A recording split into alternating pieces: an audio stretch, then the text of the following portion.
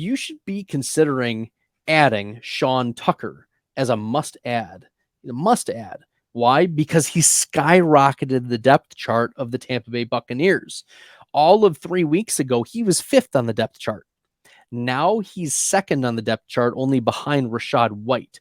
And Rachaad White, not very good.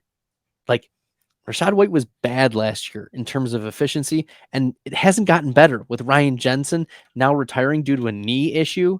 And now you have other offensive line issues. Baker Mayfield running the team. Like, Baker Mayfield was bad last year for the LA Rams. I got into an argument with Kluge on Twitter, and he was like, "Oh, Baker Mayfield looks good. Baker Mayfield's going to be the next Geno Smith." And I said, "No, that's not going to be the case. Geno Smith at least showed us that he was good the year before his breakout. He gave us 4 games of efficiency, some of the highest big-time throw rates, PFF passing grades. Geno Smith was giving us signals that he had taken the next step.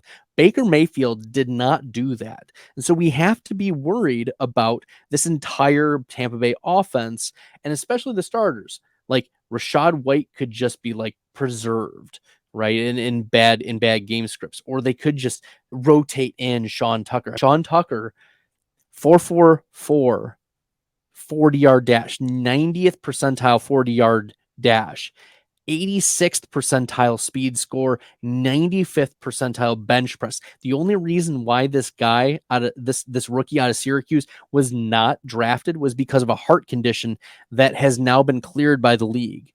So this is a player that has been ascending the depth chart very quickly. And then looking at what he did in college, 7, 20, and then now 36 in his most recent season, receptions. So he can do everything that Rachaad White does, only he's better.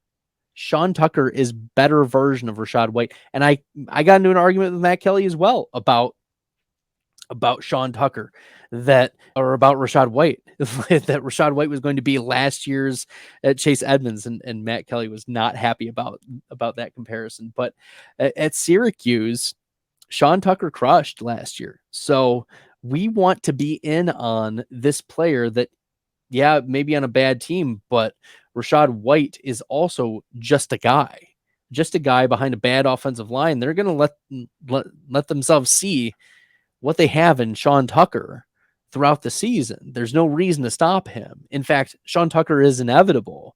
That's what we've seen over the last 3 weeks, is he's inevitable. So look out. We want to make sure that Sean Tucker is a player that you have your eye on at minimum in your leagues, and in your deeper leagues, he should have already been rostered. You should have already made sure that Sean Tucker is off the waiver wire and on your team, because they may be leaning on this type of player very heavily in the near future. So check out Sean Tucker. Make sure you have this rookie out of Syracuse. If you like the content, find this helpful, make sure you hit that red subscribe button on the YouTube channel.